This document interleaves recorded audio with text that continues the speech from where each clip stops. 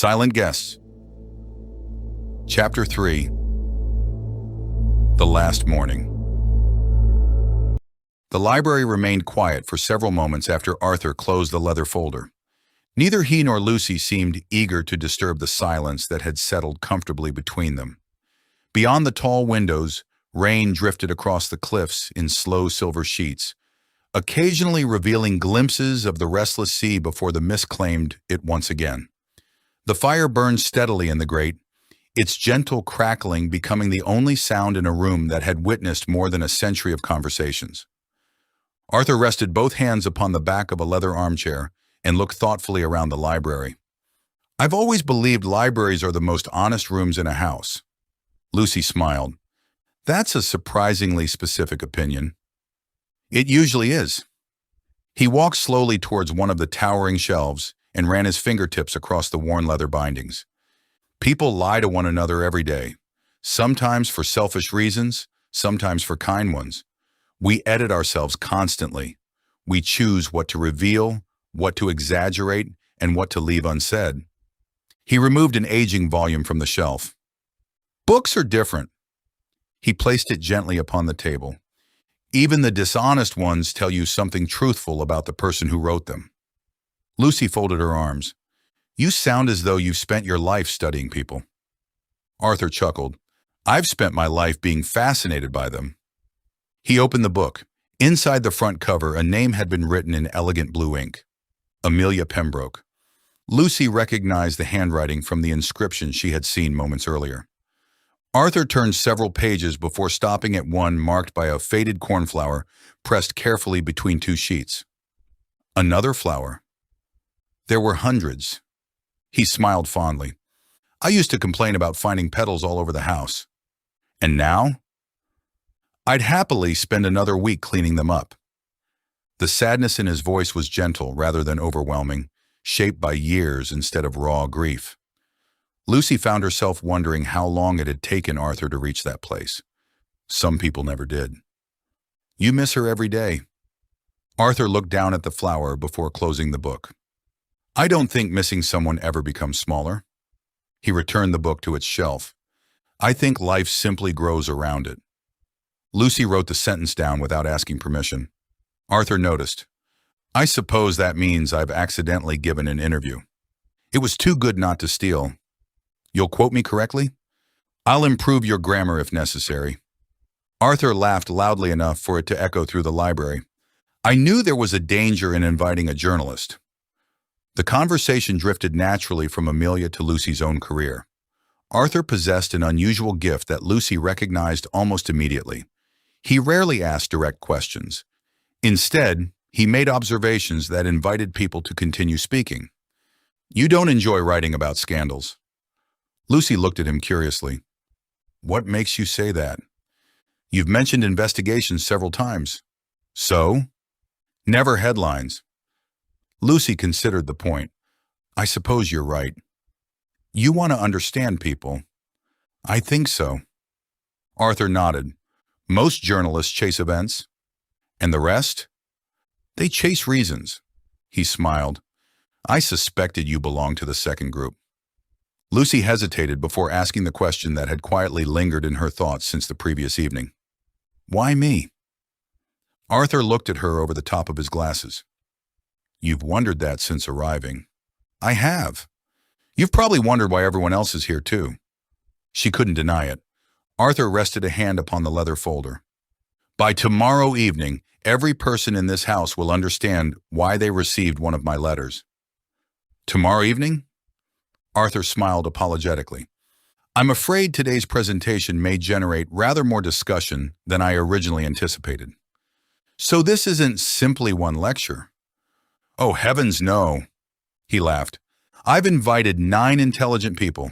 I'd be disappointed if you accepted everything I told you without argument." Lucy laughed with him. "You've planned this remarkably carefully."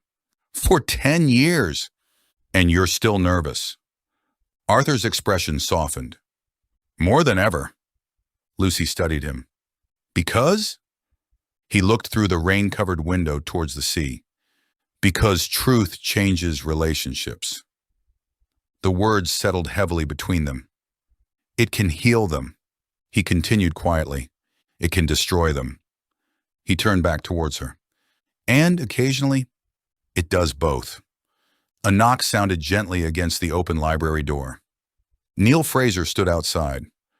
"There you are," Arthur smiled. "Good news or bad?" "Lunch in 45 minutes. Excellent. And Andrew has disappeared." Arthur laughed. "Where?" "The archive room." Lucy looked puzzled. "I thought the archive was locked." "It normally is." Neil looked towards Arthur. "You gave him the key." Arthur's eyes sparkled with amusement. "I did." Neil shook his head. "I've never seen anyone so excited by old parish records." Andrew's voice echoed faintly from somewhere upstairs. "I heard that!" Arthur burst into laughter. "I'll rescue him before he attempts to catalog the furniture." As Neil disappeared back along the corridor, Arthur turned to Lucy. "You'll join us?" "I wouldn't miss it." The atmosphere around Ravensmere House had changed almost imperceptibly by lunchtime. Nobody could have explained exactly why. There had been no arguments, no raised voices, no dramatic discoveries. Yet the knowledge that Arthur's presentation was drawing closer seemed to have settled over everyone differently. Marcus spent longer checking his watch than he had that morning. Henry wandered thoughtfully through the conservatory with a mug of tea, pausing occasionally to study the rain beating against the glass roof. Helen had established herself beside the drawing-room fireplace with a collection of local history books, though Lucy noticed she had turned the same page 3 times without reading it. Oliver appeared to be doing very little. In reality, Lucy realized he was doing exactly what police officers were trained to do. Watching, not intrusively, patiently.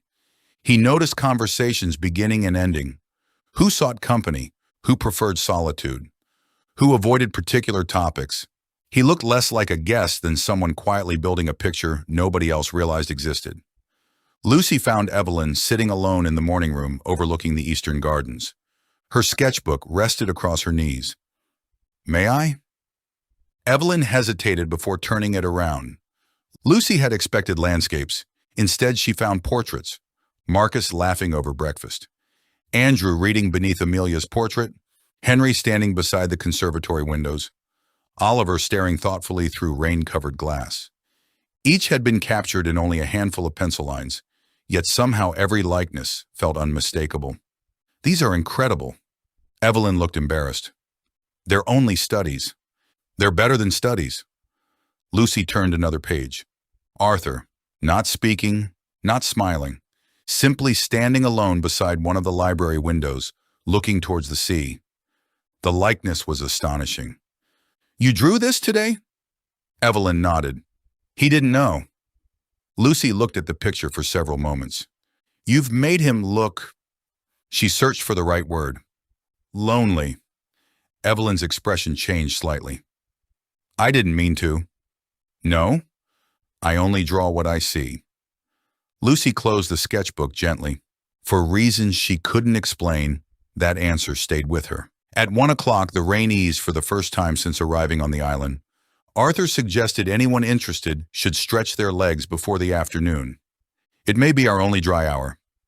Several guests accepted immediately. Marcus declared fresh air preferable to another hour, wondering what Arthur had planned. Andrew wanted to see the old chapel ruins near the cliff path. Helen politely declined. Neil remained in the kitchens. Lucy stepped outside with the others. The garden smelled wonderfully fresh after the rain.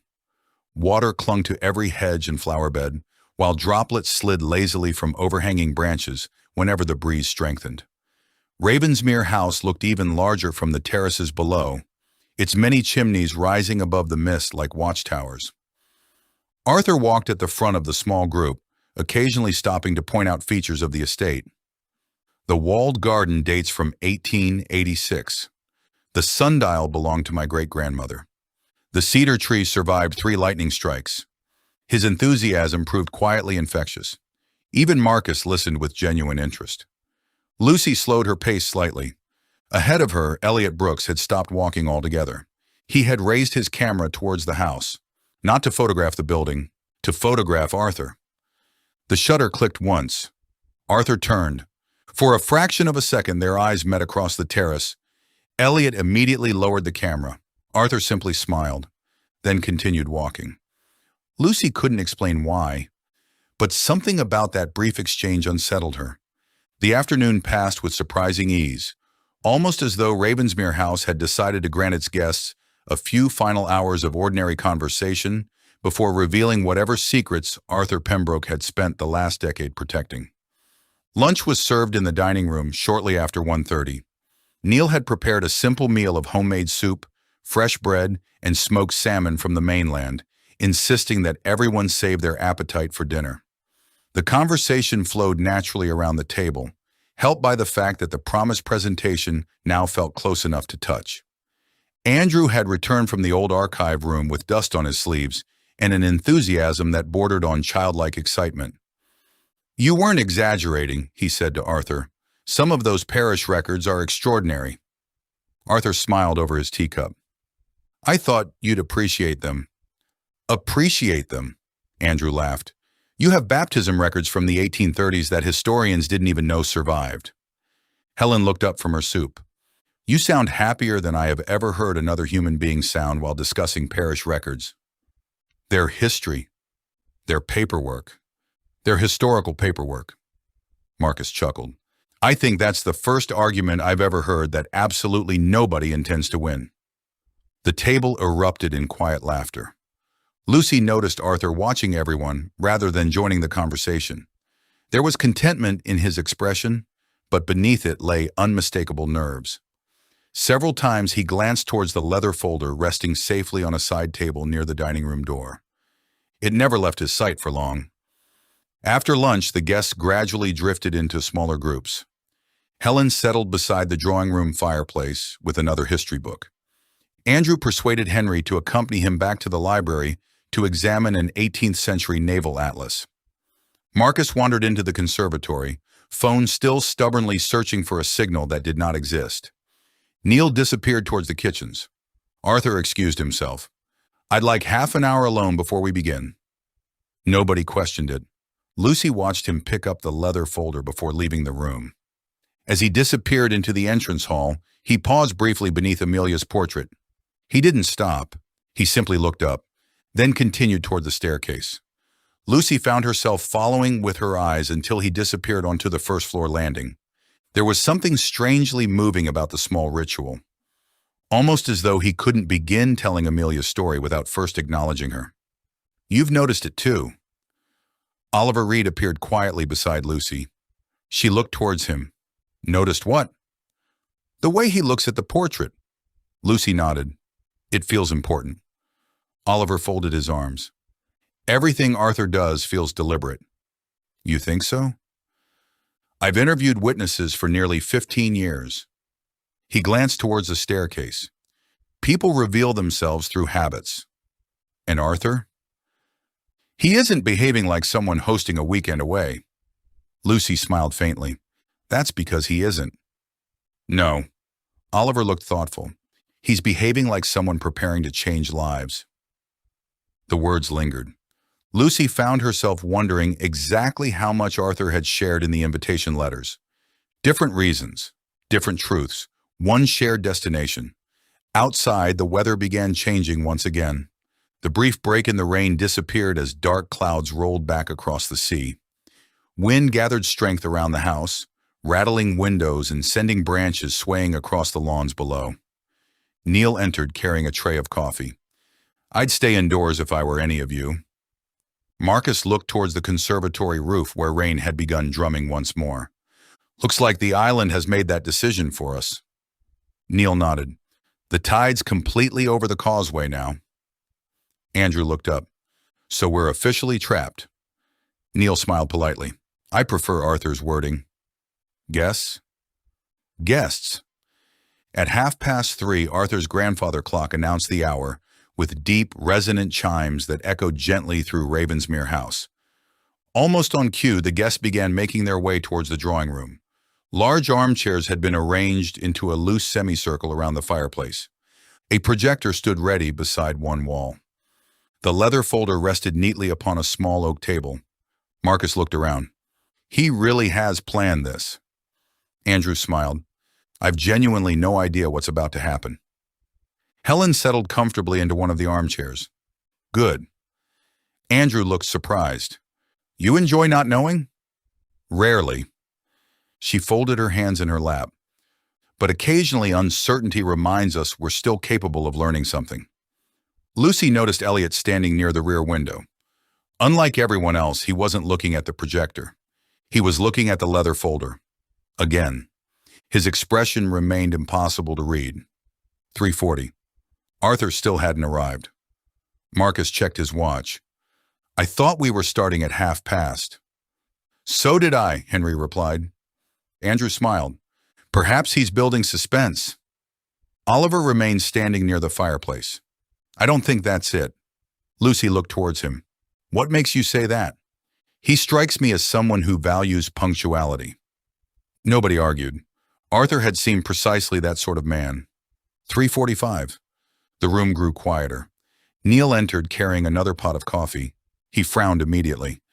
Has Arthur not come down? Marcus shook his head. We assumed he was with you. Neil placed the tray carefully on a nearby table. He told me he'd be ready 10 minutes ago. A subtle change passed through the room. Not fear. Not yet. Simply uncertainty. Andrew stood. I'll fetch him. Neil shook his head. I know where he'll be. Without another word, he crossed the entrance hall and began climbing the main staircase. Lucy watched him disappear onto the first-floor landing. Conversation attempted to restart. It lasted perhaps 20 seconds. Then everyone fell silent again. Rain hammered steadily against the windows. The fire cracked softly. Somewhere upstairs, a door opened. A muffled voice drifted faintly through the ceiling, too distant to understand. Another silence followed. Longer this time. Marcus looked towards Oliver. This is becoming rather odd. Oliver nodded once. I'm going upstairs. He had barely reached the foot of the staircase when Neil's voice echoed through the house. Arthur? There was confusion in the call rather than alarm. Oliver continued climbing. Lucy followed without thinking. Behind her came Andrew, Henry, Marcus, the others close behind. By the time Lucy reached the gallery, Neil stood motionless outside Arthur's study. The door stood half open. Rain blew gently through an open window somewhere inside. Neil turned slowly towards them. His face had lost all color. He struggled to finish the sentence. I think something's wrong.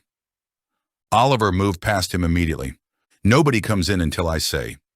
His voice had changed. Calm, controlled, professional. He pushed the study door fully open. Lucy caught only a partial glimpse from the corridor. Arthur's desk. Papers scattered neatly across its surface. The leather folder lying open. One chair pushed slightly backwards. Oliver disappeared inside. Seconds stretched. Nobody moved. Rain tapped steadily against the windows. Lucy realized she had stopped breathing. Finally, Oliver reappeared. His expression had become unnaturally still. He looked first at Neil, then at the others gathered in the corridor. When he spoke, his voice was barely above a whisper. Dr. Shaw. Henry stepped forward immediately. Oliver moved aside. The surgeon entered the study without hesitation. The remaining guests waited in complete silence. Lucy watched Henry kneel beside Arthur. He checked for a pulse. Then another. His shoulders dropped almost imperceptibly. After what felt like an eternity, Henry slowly stood. He looked towards Oliver. One small shake of his head. Nothing more. Oliver closed his eyes briefly before turning back toward the others. I'm very sorry. His words hung heavily in the corridor. Arthur Pembroke is dead. Nobody reacted immediately. It was simply too unexpected. Andrew stared blankly through the open doorway. Marcus instinctively took one step backwards. Helen lowered her head. Evelyn covered her mouth with trembling fingers. Lucy looked beyond Oliver into the study. Arthur remained seated behind his desk, exactly as though he had simply paused while reading. His glasses rested low upon his nose. One hand still lay upon the open leather folder. Outside, thunder rolled slowly across the sea. Oliver drew a measured breath. Then, with quiet certainty, he spoke the words that changed everything. No one leaves this house. The room fell utterly silent. We have a dead man. He looked at every face in turn. The tide has cut us off from the mainland. Another pause. And until we know what happened, his eyes settled on each of them. Every single person in Ravensmere House is a potential suspect.